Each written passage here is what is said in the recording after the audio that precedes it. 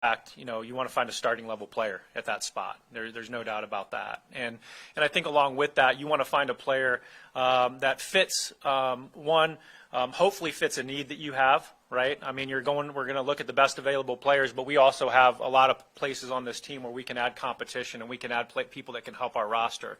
And we want to find a player that fits what we look for in a Raiders player. We want to find someone that has a passion for football. We want to find someone that is someone that has some upside, that has some explosiveness to their game, that can impact the game in a positive way, and that's going to fit our organization, I'd say, and have a positive impact on the organization as a person too. So those are some of the things that we'll be dialed in on. With that being said, what's the process like? Because we all do the mock drafts and we all have different opinions, and it always plays out differently. How many times do you guys run through it, like just a trial run, just to see how it shakes out? And, well, if this happens, then this is how we can react. Who have you selected? Many different players. Yeah. Yeah, that's a kind of when we're going through our draft meetings. We just finished up about 15 straight days of draft meetings. Those conversations are fluid. As you're going through the board, you're going through different positions. You're looking back at the order of the draft and how things will fall from a strategic standpoint. And so, I wouldn't say it's as much for us as like we're going to structure it this one day and we're going to work through a mock process. Some people do that. Ours is really fluid. I just came down from a conversation in that regard. And so it happens as you're going through the board and you're going through the positions and you start to look at the board, I'd say from a horizontal nature, you start to have those things start to pop up organically. And you have a lot of those conversations. Is there an inherent pressure? Do you feel pressure to get it right? Yes.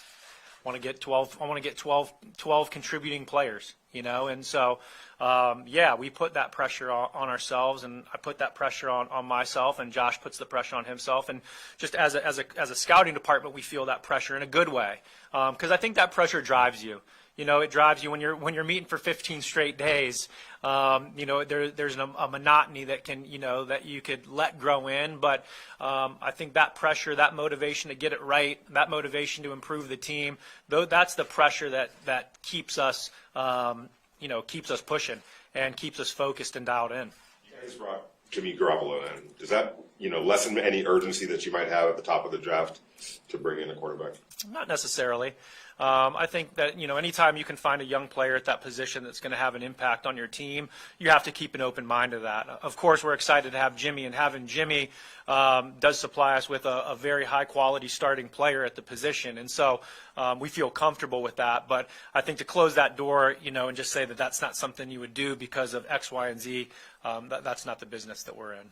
Last year in the draft, you invested your first pick in the draft on an interior swing offensive lineman. Fast forward today, sitting at number 7, you could potentially draft another offensive lineman that's very versatile, Peter Skoronski. Can you just talk about, without diving too much into valuation versus evaluation, on what he brings to the table, but what you look for in the NFL traits when it comes to evaluating offensive line and in that aspect? Sure.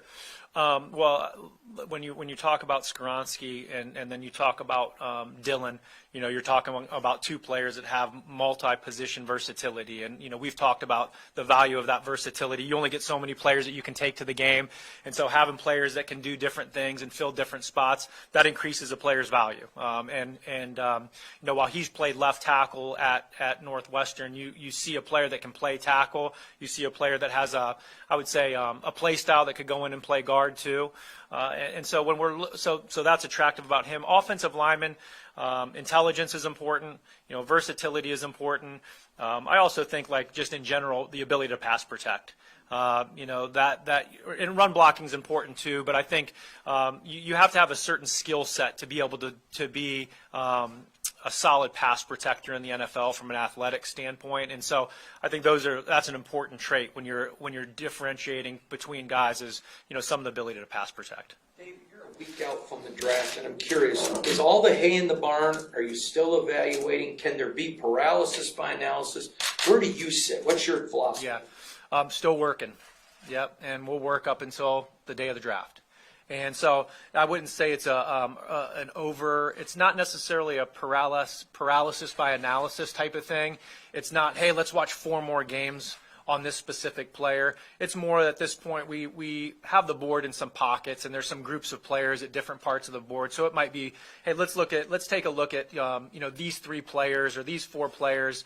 Dive back into it. Let's look at maybe these specific traits that we're looking for that we maybe had a difference of opinion on, and those types of things. So it's more of I'd say a quality control check in a focused manner at this point, rather than just kind of like, hey, let's watch all 6 games again type of thing. That's not really where we're at this point. So we're getting closer, but we'll keep kind of putting in some work here all the way up until we're ready to go on Thursday. I know in the past you talked about, when you first came into the league, you were scouting cornerbacks, and I know early in the offseason you said that you felt like the secondary might be the deepest position in the draft. How much fun or just how much enjoyment have you taken in evaluating these cornerbacks and these defensive backs in this draft class? A lot. I enjoy it. Just the athletic component of playing that position, I think is always there's is fun to watch for me. And seeing how different guys play, different matchups. In college it's a little bit different because everybody plays in a different conference. Everybody sees a different set of receivers. It's not like in the NFL where week in and week out you're seeing a number 1 or your number 2. And so it makes it a little bit more difficult. You have to be really focused in on the level of competition. But yeah, always enjoy it. They come in different shapes, different sizes. You have guys that can only, play mostly on the perimeter, guys that can play inside and outside, more man guys, more zone guys. So I always think it's fun just putting those pieces together of the puzzle and seeing which of those types of players are going to ultimately fit best for our system. You guys hosted several quarterbacks on visits. Yep. Obviously, Jimmy's going to be your starter this year, barring injury. Do you feel like you guys are in a situation where you can, be comfortable taking a player that probably isn't going to be able to play right away? Yeah, I do, and I think it goes back just to the value of the position, and I think. And so I think that's important. I think, doing your due diligence on all those guys is important too. And I don't know, obviously we're in a position where there's a lot of quarterbacks. At the beginning of this process, you could say, hey, you don't know how it's going to fall. There's 4, 5, 6 guys that we're going to do work on and, that could fall to us or be there at 7. And so we did our due diligence because of that. But I also think, the value of that position and having a young guy, that can come in and play and contribute. We've seen where those contracts have gone on quarterbacks too. So there's obviously an advantage of having, someone on a quarterback on a rookie contract in terms of roster construction and those types of things. And so, like I mentioned at the beginning, I think just closing that door, I think, is irresponsible to do that. What have you learned about Jalen Carter in this process? Do you believe it's a more complicated issue for the Raiders than it would be for another team?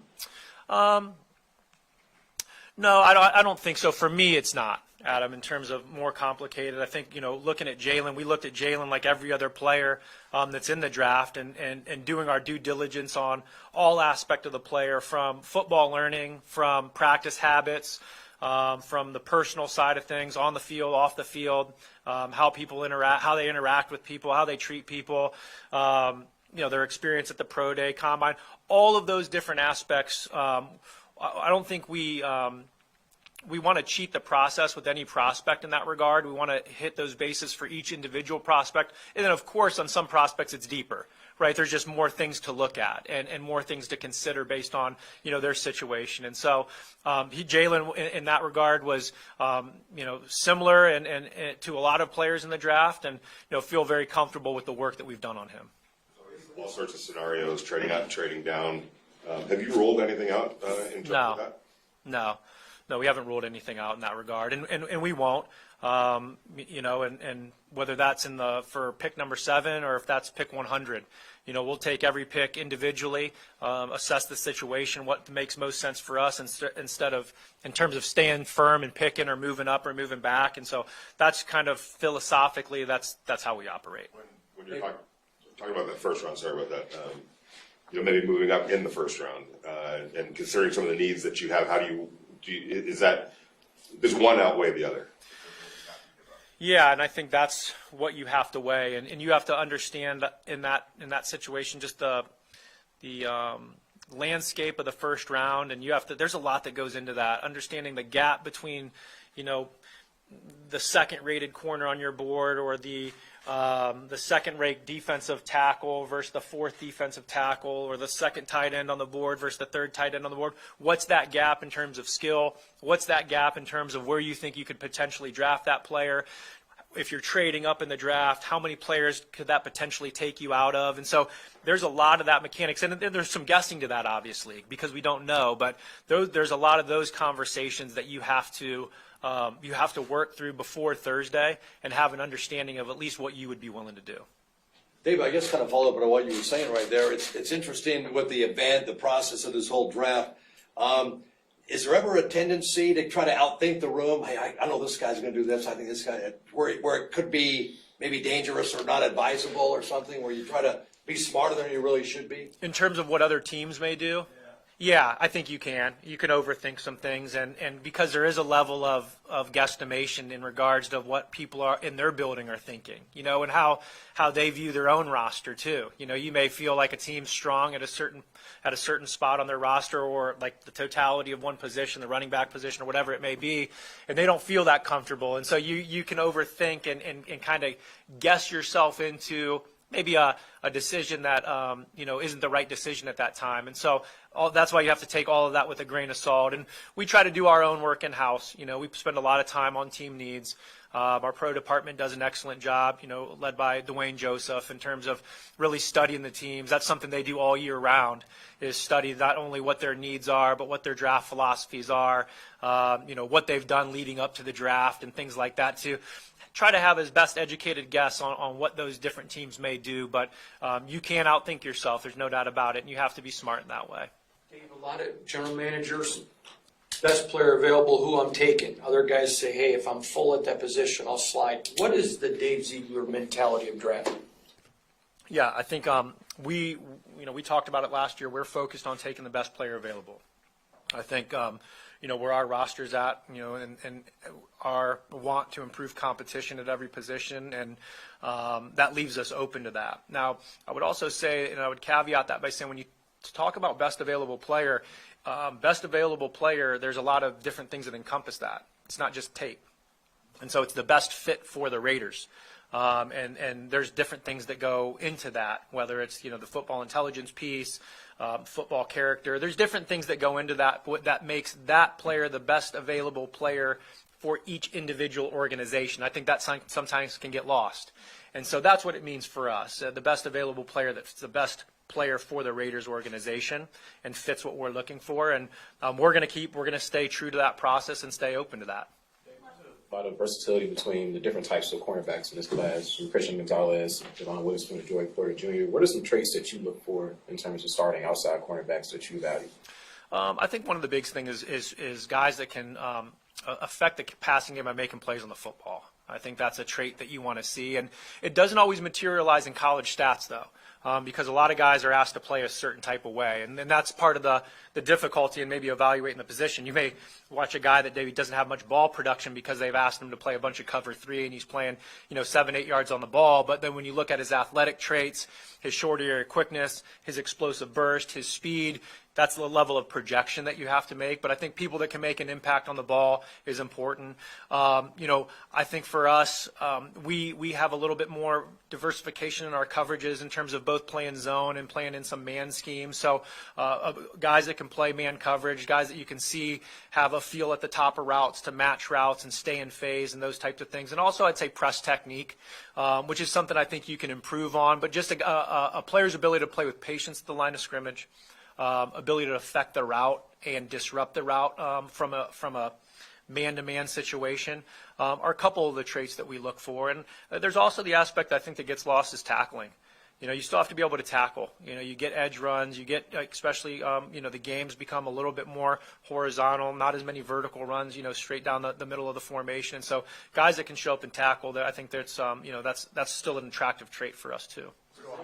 Oh, sorry. Go ahead. Is there a fine line between guys who've had production in college and guys who you think have they project to be that guy? They have the potential to have that production on the next level. Yeah, you have to be careful, and I think that's because you can project something that's not there when you project too much. And so I think you have to take all things into account too. And that's why whether it's going from the game film to maybe a Senior Bowl practices, or another All-Star Games practices, or, taking the combine and looking at some of the things that they were done there, maybe their ability to make plays on the ball because you didn't get to see them catch the football a lot. So you just take all those puzzle pieces that are made available to you to help in that projection, but I think it's something you still have to be careful with. Let's go Heidi, Cassie, Chris, and Willie. Hi. I was just curious for you in your second year as a general manager now after last year's draft, just how much difference there is for you in the process of going through this, or how much more comfortable are you this year in that from last year to this year? Definitely more comfort. Anytime you're the first year on the job, there's a lot of different things to get used to. Last year was the first time I had worked with our group going through this process, and now we're kind of in year 2, and so you have a little bit of a better understanding. The guys have a little bit of a better understanding of what we're looking for.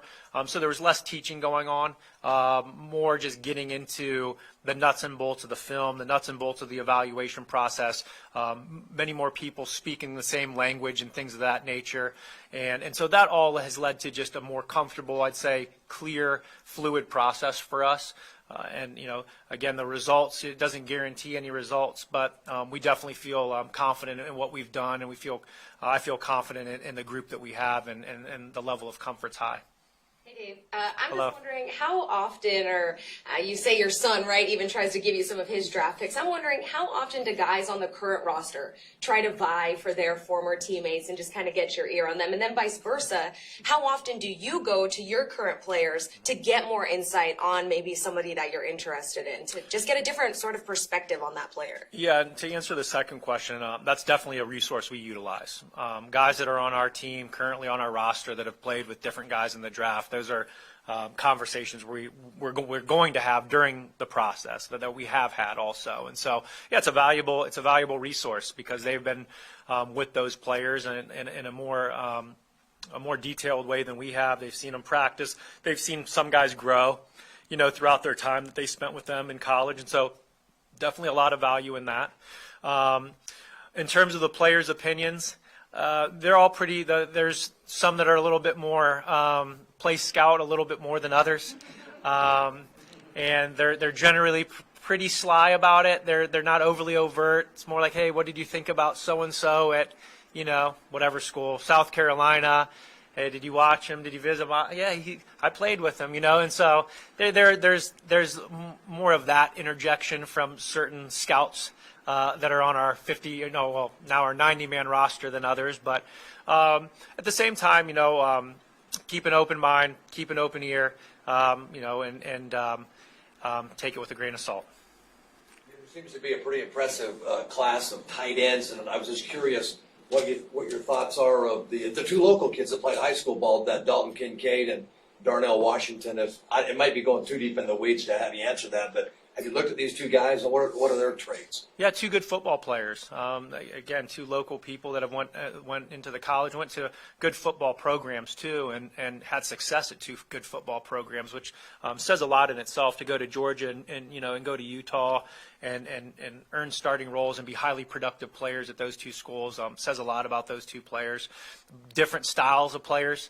Obviously, Darnell's a much bigger, longer, has size to kind of be a force in line as a point of attack blocker, and he also has size and length as a receiver. And I'd say Dalton, obviously his strength has been in the passing game, and has been really productive as a route runner, and being able to get open at different levels of the field, and still developing as a run blocker. They didn't ask him to run block a lot, but he has a willingness to do that. And so, yeah, 2 impressive kids that have had great college careers that look like they have a chance of being really productive NFL players also. Dave, you answered Vinny and to Sean's questions about quarterbacks and saying you're not going to close the door. You have to sort of just wait it out, see if any of those guys happen to drop. And when I asked you about priority, you gave me some characteristics. Guys that can come in and start, compete, and character. Are you open to that? Means that if the right guy drops, does that mean that Jimmy G could have some competition? Yeah, I think we're open to having competition at the quarterback position.